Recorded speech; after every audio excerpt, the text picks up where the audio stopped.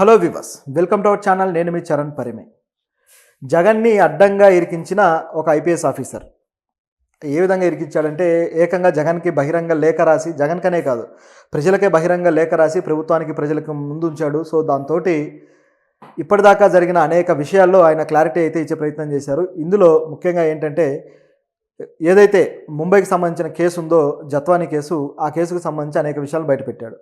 జగన్ చెబితేనే నేను ఆ హీరోయిన్ను అక్కడికి వెళ్ళి తీసుకొని వచ్చాను అని చెప్పేసి పెద్ద బాంబు అయితే పేల్చాడు. అసలు ఈ లేఖ రాయాల్సిన అవసరం ఆయనకు ఎందుకు వచ్చింది, ఎవరు రాశారు ఏంటని చూస్తే, ఈ జత్వానీ కేసులో ఆమె మీద కేసు పెట్టి ఆమెని నానా విధాలుగా హింసించిన పోలీస్ ఆఫీసర్స్లో ముగ్గురు ఐపీఎస్లు కీలకంగా ఉన్నారు. అందులో ఇంటెలిజెన్స్ చీఫ్ పిఎస్ఆర్ ఆంజనేయులు గారు, అదేవిధంగా విశాల్ గున్ని, అలాగే కాంతిరాణా టాటా, ఈ ముగ్గురిని కూడా ప్రభుత్వం విచారించి సస్పెండ్ చేసేసింది. సో ఇది ఇక్కడ ఉన్న పరిస్థితి. అయితే వీళ్ళు ఇంత దుర్మార్గంగా ప్రభుత్వానికి అనుకూలంగా ఒక మహిళని ఇంత నీచంగా ఇబ్బంది పెడతారా, అసలు వీళ్ళు ఐపీఎస్లేనా, వీళ్ళు బ్యూరోక్రాట్సేనా, అసలు ఎందుకు వీళ్ళు ఐపీఎస్లు అయ్యారు, ఇలాంటి తొత్తుగా ఉండటానికా అని చెప్పేసి రకరకాలుగా విమర్శలు వచ్చాయి. సో ఈ విమర్శలు ఎక్కువైపోయేసరికి ఇక దీంట్లో సమాధానం కోసం, మరి అంటే వాళ్ళకు ఉన్న ఒత్తిడి ఏంటి, ఏం జరిగింది అనేది తెలియజేయడం కోసం విశాల్ గున్ని, ఈ సస్పెండ్ అయిన వాళ్ళలో ఆయన ఒకరు, నిజానికి ఆయనే వెళ్ళి ఆమెను తీసుకొని వచ్చారు. సో ఇప్పుడు విశాల్ గున్ని ఏం చేశారంటే, ఒక పెద్ద లేఖ రాసి డిపార్ట్మెంట్కి సమర్పించారు. అందులో ఉన్న విషయాలు అయితే ఇప్పుడు ఆశ్చర్యకరంగా, షాకింగ్గా ఉన్నాయి. అసలు ఆ ఇన్సిడెంట్ ఏ విధంగా జరిగింది అనేది ఇప్పుడు దీంట్లో మొత్తం క్లియర్గా వివరించారు.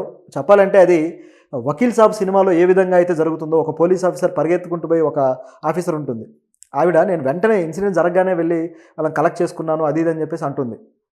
ఆ మహిళల మీద ఆరోపణలు వచ్చినప్పుడు ఆ సినిమాలో సూపర్ ఉమెన్ అని చెప్పేసి ఆయన స్టైల్ ఆఫ్ మేనరిజంలో ఆ డైలాగ్ బాగా పాపులర్ చేశాడు.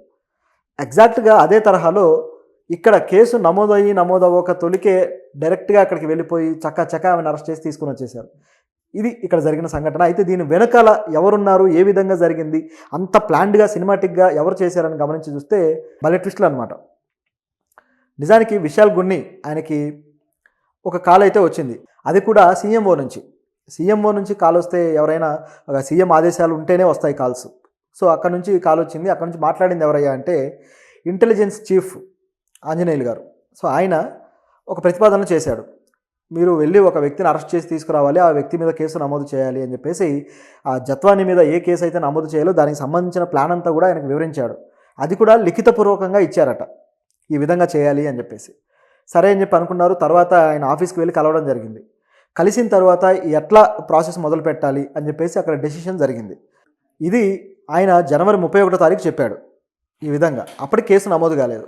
కానీ అలా చెప్పిన తర్వాత 2 రోజులకి ఫిబ్రవరి 2వ తారీఖు కేసు నమోదైంది. కుక్కల విద్యాసాగర్ అనే వ్యక్తి ఆ విజయవాడలో ఆ కేసు అయితే పెట్టడం జరిగింది.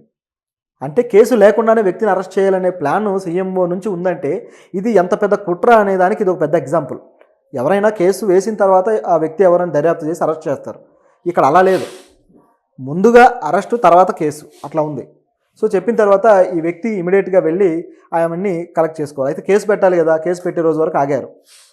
ఫిబ్రవరి 2వ తారీఖు కేసు పెట్టిన తర్వాత పెట్టిన గంటలోపే ఈ వ్యక్తి వెళ్ళిపోయాడు. అయితే ఇక్కడ ట్విస్ట్ ఏంటంటే, కేసు పెట్టకముందే విమాన టికెట్ బుక్ అయింది ముంబైకి. ఇది ఇంకో ట్విస్ట్. కేసు ఇంకా నమోదే కాలేదు 2వ తారీఖు, కానీ ఈ విశాల్ గున్ని ముంబై వెళ్ళి ఆమెను అరెస్ట్ చేయడానికి ఆయనకు విమానం టికెట్ అయితే బుక్ అయిపోయింది. ఆ తర్వాత కేసు పెట్టారు. ఇమీడియట్గా గంటలోపే అక్కడికి వెళ్ళిపోయి తనతో పాటు మరి కొంతమంది ఆఫీసర్లను తీసుకొని వెళ్ళాడు.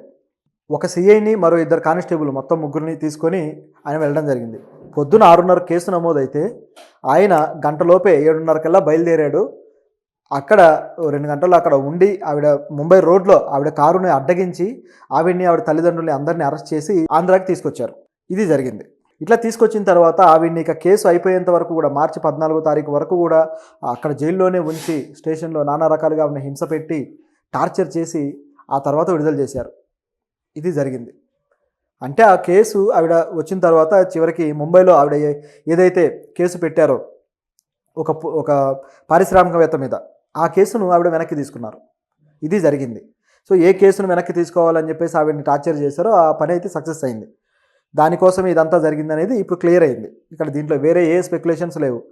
కొన్ని పత్రికల్లో అయితే, వాళ్ళ పత్రికల్లో ఆవిడ ఏదో హనీ ట్రాపులు చేస్తారని, ఆవిడ ఈ విధంగా వాళ్ళని బుట్టలో వేసుకుంటారని రకరకాలుగా వార్తలు. కానీ ఇక్కడ చూస్తే ఎంత గలీజ్గా జరిగిందంటే, ఒక ఇంటెలిజెన్స్ చీఫ్, అలాగే ఐపీఎస్లు, డీసీపీలు, సిపిలు, పీపీపీలు అందరూ ఇంత పెద్ద పోలీస్ ఆఫీసర్లు ఒక సిస్టమ్ ఒక ఆ మహిళని ఇన్ని విధాలుగా ఇబ్బంది పెట్టి ఇన్ని విధాలుగా టార్చర్ చేస్తారా? ఇది సిస్టమ్ని ఇంత దుర్వినియోగం చేయడం అంటే ఇదే. నిజంగా ఐపీఎస్లు పరువు పోదా ఇట్లా చేస్తే? సో ఇది ఇక్కడ జరిగిన సంఘటన. దీని తర్వాత మరిన్ని విషయాలున్నాయి. నిజానికి ఆయన ట్రాన్స్ఫర్ అయ్యి పీపీబీగా ట్రాన్స్ఫర్ అయ్యి మరో ప్రాంతానికి విశాఖకి వెళ్ళాలి.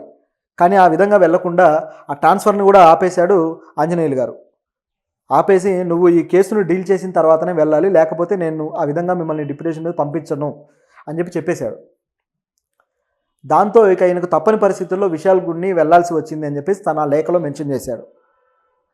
సో ఈ కేసులో ముఖ్యంగా ఆంజనేయులు గారిని తీవ్రంగా తప్పుబట్టారు. ప్రతిపక్షాలు కావచ్చు, మిగతా అందరూ కూడా విమర్శలు అయితే చేశారు. ఎందుకంటే ఆయన ఈ మహిళ విషయంలో చాలా దుర్మార్గంగా ప్రవర్తించాడు. ఈ మహిళే కాదు, అనేక మంది మహిళల విషయంలో ఈయన ఈ విధంగా ప్రవర్తించి ఉన్నాడు అని చెప్పేసి కొంతమంది కమ్యూనిస్ట్ పార్టీల నాయకులు కూడా వ్యాఖ్యానించారు. ఇది ఇక్కడ జరిగిన సంఘటన. అయితే ఇందులో ఈ ఫోర్జరీ డాక్యుమెంట్స్ ఏవైతే ఉన్నాయో, కుక్కల విద్యాసాగర్ కేసు పెట్టింది తన భూమి 5 ఎకరాలు ఆవిడ విక్రయించడానికి చూశారని రకరకాలుగా పెట్టారు. అయితే ఇందులో ఈ ఫోర్జరీ డాక్యుమెంట్స్ సృష్టించింది ఎవరయ్యా అని చూస్తే, ఎప్పుడైతే విశాల్గూడ్కి జనవరి 31వ తారీఖును వెళ్ళాలని ఆదేశాలు జారీ చేశారో ఆ తర్వాత 2 రోజులు గ్యాప్ దొరికింది కదా. ఫిబ్రవరి 1వ తారీఖు 2వ తారీఖు యాక్చువల్గా కేసు నమోదైంది. సో ఈ గ్యాప్లో 1.5 డే గ్యాప్లో ఏం జరిగిందంటే, ప్రకాశం జిల్లాకు చెందిన ఒక లాయర్, ఒక అడ్వకేటు కాంతిరాణా టాటాను కలిసి ఆ డాక్యుమెంట్లు ఫేక్గా ఎలా డిజైన్ చేయాలి, ఎలా చేయాలని చెప్పేసి వాళ్ళిద్దరి మధ్య అనేక మంతనాలు జరిగాయి. పలుమార్లు కలిసి ఈ ఫేక్ డాక్యుమెంట్స్ ఆ లాయర్ ఆధ్వర్యంలో తయారు చేశారట. ఇప్పుడు ఆయన కూడా ఈ కేసులో బుక్ అయి ఉన్నాడు. సో ఆ డాక్యుమెంట్స్నే ఇందులో ఎవిడెన్స్గా చూపించడం జరిగింది. ఈ విధంగా ఈ కేసుని ముందుకు తీసుకువెళ్ళి మొత్తానికి ఆమెనైతే నానా రకాలుగా హింస పెట్టారు. సో వీళ్ళందరినీ ఇప్పుడైతే సస్పెండ్ చేశారు. మరికొంతమంది పేర్లు కూడా ఎవరైతే సీఐని తీసుకువెళ్లారో ఆ సీఐ, అలాగే మరొక మహిళా పోలీస్ ఆఫీసరు, వీళ్ళ పాత్ర కూడా ఉంది అని చెప్పేసి వాళ్ళని కూడా దృష్టిలో పెట్టుకుంది ప్రభుత్వం. ఇప్పుడు ఇక్కడ వచ్చే ప్రశ్న ఏంటంటే, విశాల్గూడ్ని ఈ విధంగా అప్రూవల్గా మారి మొత్తం బయట పెట్టాక వీళ్ళందరినీ ఇప్పుడు అరెస్ట్ చేస్తారా? ఎందుకంటే సస్పెండ్ చేస్తే సరిపోదు, అరెస్టులు చేయాలి కదా. అక్రమంగా అధికార దుర్వినియోగం చేసిన వాళ్ళ మీద అరెస్టులు ఉండవా? పోలీస్ ఆఫీసర్లని ఎప్పుడు చూసినా కూడా ప్రభుత్వాలు కాపాడుతూ వస్తుంటాయి. వాళ్ళు ఏదైనా వాళ్ళ మీద ఆరోపణలు ఉంటే నైస్గా వాళ్ళని కొన్ని రోజులు ఇంట్లో కూర్చోండి అని చెప్పేసి హాఫ్ జీతం ఇచ్చి కూర్చోబెడతారు, మళ్ళీ తీసుకుంటారు. వాళ్ళ మీద అరెస్టులు ఉండవు, శిక్షలు ఉండవు, ఏమి ఉండవు. సామాన్యులకు మాత్రమే శిక్షలు అన్నట్లు ముందు పరిస్థితి. ప్రభుత్వం ఏదైనా సరే ఇలాంటి వాళ్ళ మీద మాత్రం నైస్గా ప్రవర్తిస్తూ వస్తారు. నిజానికి వీళ్ళు అధికార దుర్వినియోగం చేసినందుకు చట్ట ప్రకారం శిక్షించాలి. ఖచ్చితంగా శిక్షలు అమలైతేనే ఈ చట్టం అందరికీ సమానంగా పనిచేస్తున్నట్టు. మరి ఇలా చేస్తారో లేదో చూడాలి. ఇదొకటైతే ఇప్పుడు ఇదంతా కూడా జగన్ మెడకు చుట్టుకుంది. ఎందుకంటే అసలు దీనికి సంబంధించిన ఆదేశాలు ఎవరి దగ్గర నుంచి వచ్చాయి, ఎందుకు వచ్చాయి అనేది ప్రజలకు క్లియర్ అయిపోయింది. సీఎంఓ నుంచే వచ్చాయి అని. ఇప్పుడు ఇది బయట పెట్టారు కాబట్టి ఇప్పుడు ఆంజనేయులు గారిని కూడా దర్యాప్తులో తీసుకుని ఇంట్రాగేట్ చేస్తే ఆయన ఎవరి పేరు చెప్తారు? ఆటోమేటిక్గా జగన్ పేరు చెప్తారు.